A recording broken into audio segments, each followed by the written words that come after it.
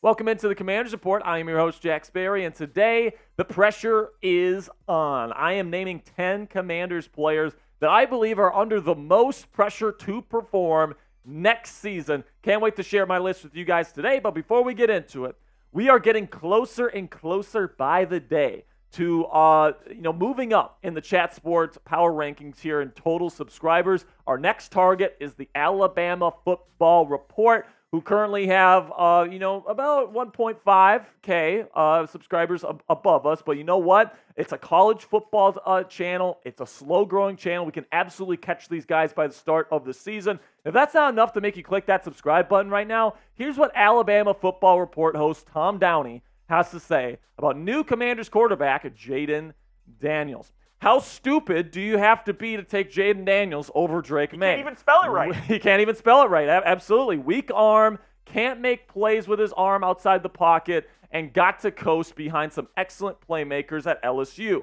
I can't wait to see him crumble in the NFL, and especially against the Cowboys, just like he did every time against Bama. Roll, Tide, roll. So if you want to make Tom Downey shut his stupid face, make sure you click that subscribe button right now. Help us catch up to the Alabama Football Report so we can pass him up in the Chat Sports Power Rankings.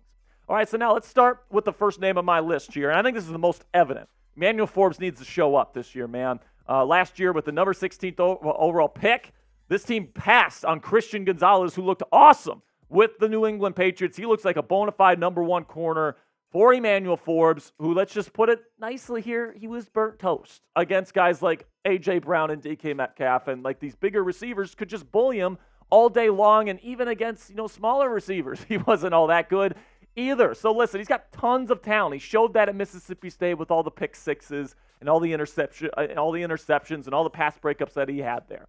But his lack of production and his lack of size and strength is really going to put a cap on just how good he can probably be in this league, just because he can't cover those big, fast, true X-type receivers that are just littered throughout the National Football League today. You're going to have to put either Michael Davis or Benjamin St-Juste on those guys, unless Emmanuel Forbes magically puts on 20 pounds before the season, which I don't see happening here.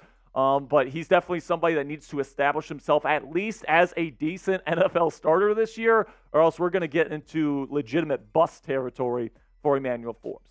Now, let me know down there in the comments section, is Emmanuel Forbes going to boom or bust in his second year in the National Football League? All right, I mean, Trayvon Diggs had a rough rookie season, and then once Dan Quinn came to town, boom, he's one of the best corners in football. Could the same thing happen to Forbes? Let me know down there in the comments section what you think. With a boom or a bust, this is going to be the pinned comment on today's show, so YouTube's going to throw you an ad break here in just a couple of seconds. When that happens, take advantage of that time by giving me a boom or a bust down there in the comments.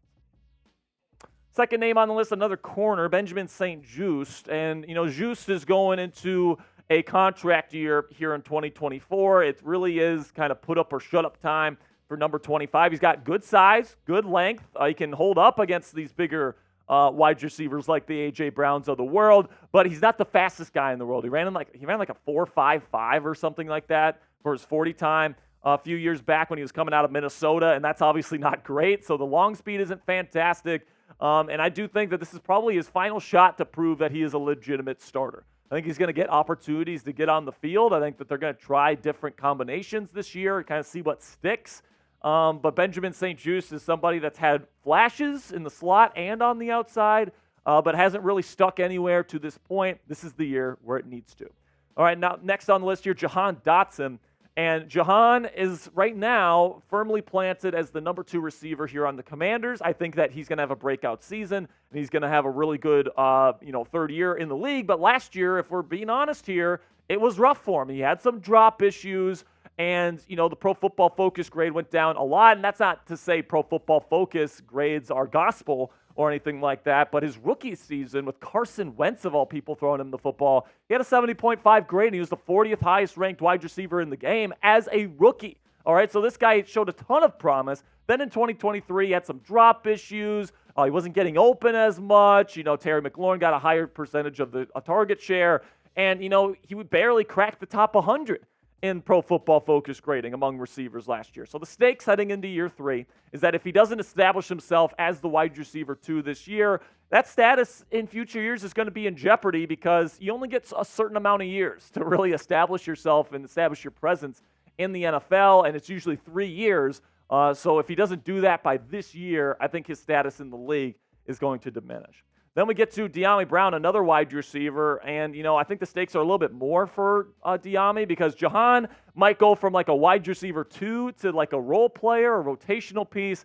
Dyami Brown might go from a rotational piece to not even considered as like somebody that's on the roster, right? Because Brown, he's had flashes, he's had some big plays, but he hasn't done it consistently. He's had drop issues.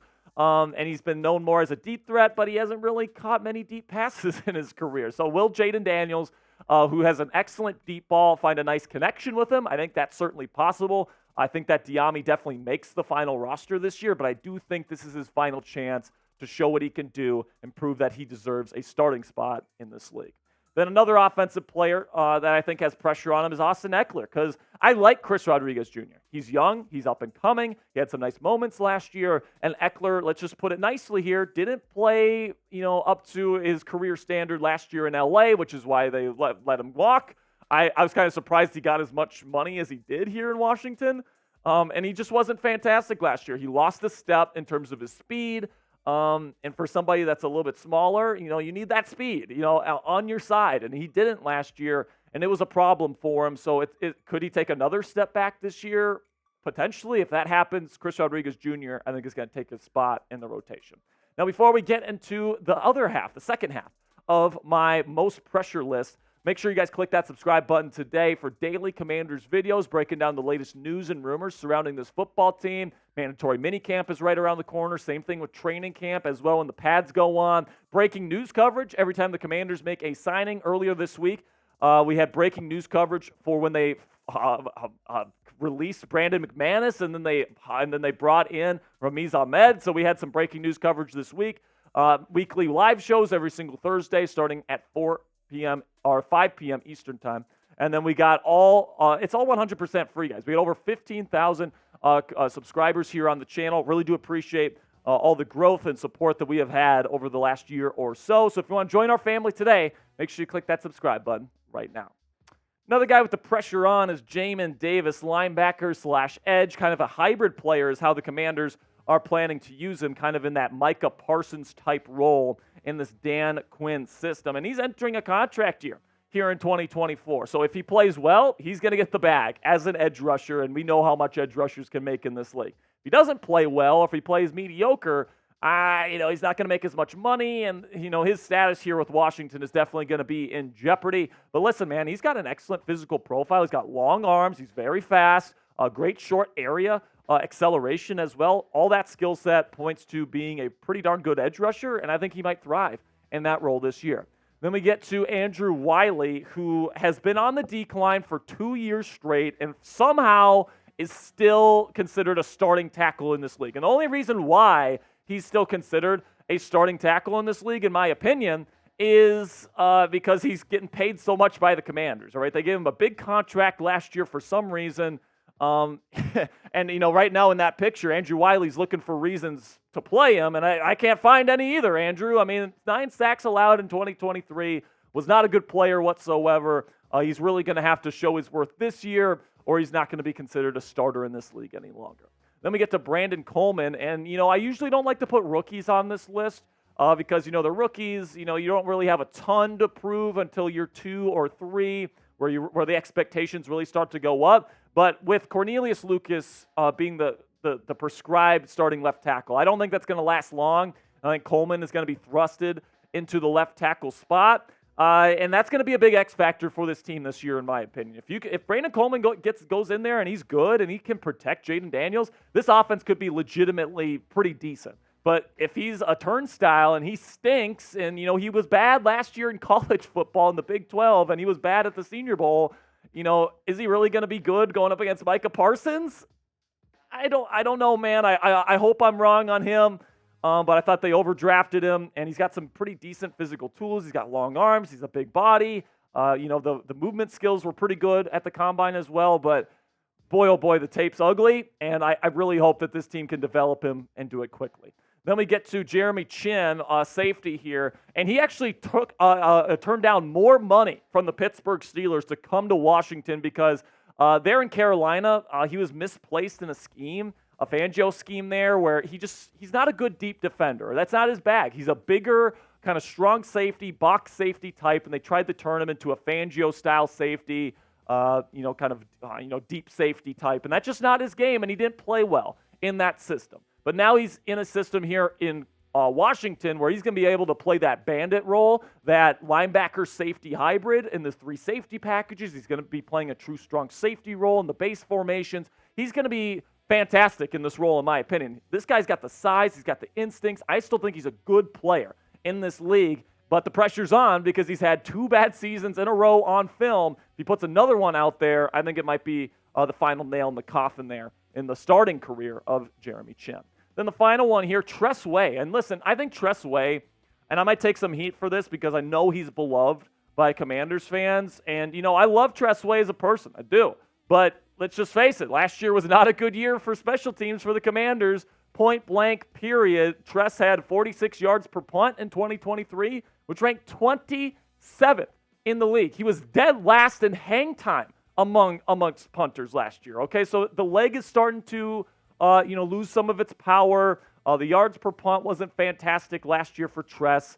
And overall, the PFF team grade on special teams for Washington in terms of the punt game was dead last. And that's not all on Tress, but Tress does play a big part in that. Okay, so I'm hoping Way, who is a team captain here on special teams, can turn things around. I like him as a person. I want him to stay here as the punter, but another bad season, and it might be time to say goodbye to Tress Way. Now, who's the most under pressure on the Commanders roster this year? Is it Tress Way, the punter? Is it Jamin Davis or Benjamin St-Juste, who are on contract years? Is it Brandon Coleman, the rookie, being thrusted into potentially a left tackle starting job on day one? Let me know what you guys think down there in the comments section. Did I miss anybody? Let me know down there in the comments section.